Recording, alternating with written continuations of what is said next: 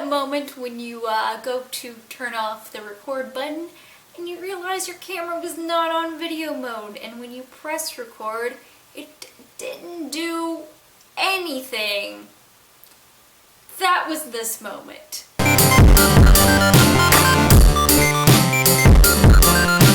In the contemporary category, we have The Infinite Moment of Us by Laura Miracle, and this is my favorite book that I've read this month, and it is about these two people post-graduation from high school going into college and their things they have to face and their first real romance, and oh my goodness, you might not want to listen to the Civil Wars album while listening to this. Just saying. And then we have The Beginning of Everything by Robin Schneider, another great contemporary, let me tell you. Nerd jokes, puns, Disneyland, just everything you need. Also, a guy falling from popularity, and not really falling from popularity, his own choice, decisions, and things. And then he's like, hey, I'm gonna hang out with the debate club. It's really awesome. Confessions of a Hater by Caprice Kane, and this is about a girl who is moving to Hollywood and finds her sister's diary labeled How to Be a Hater. Jumped In by Patrick Flores Scott, and this involves slam poetry, a slacker, and a gangster. Just Like Fate by Kat Patrick and Susan Young, and this is about a girl who has to make a choice, a decision between these two things, and the book follows each path and how they would play out. To Be Perfectly Honest by Sonia Sond.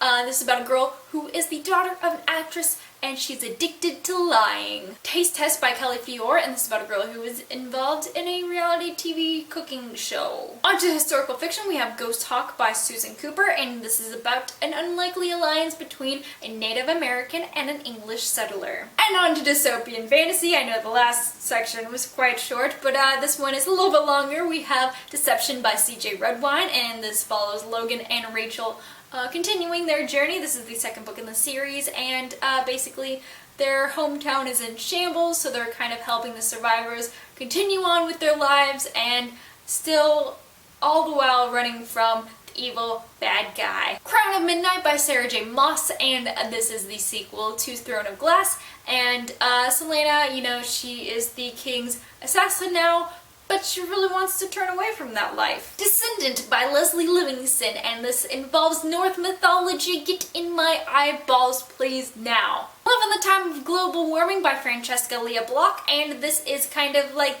Odysseus in now times? Possibly? Something like that? Evil creatures?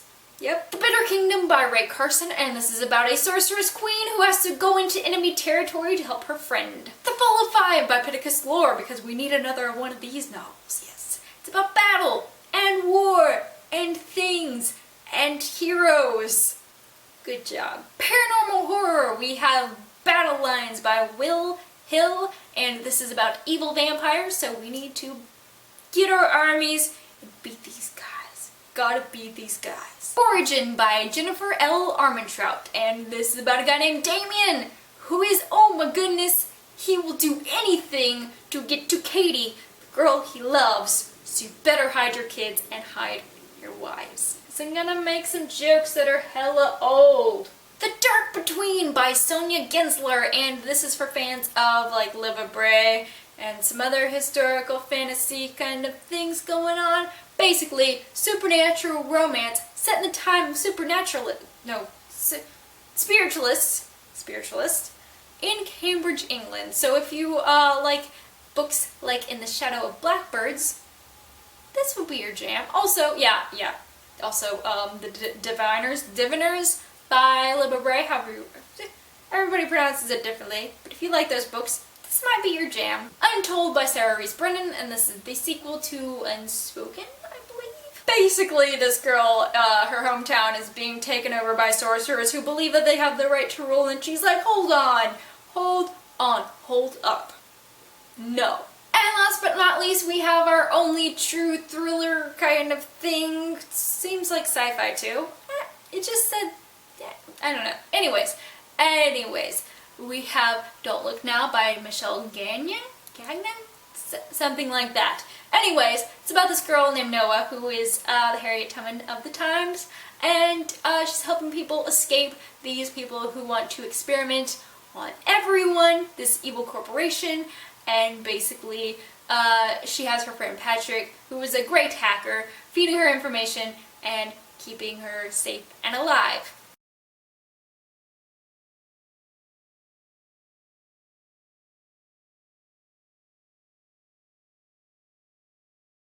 So that's all for this week in New Release Tuesday. I hope you enjoyed it. Let me know what books you're interested in reading this week. If you had an unlimited budget, what books would you read?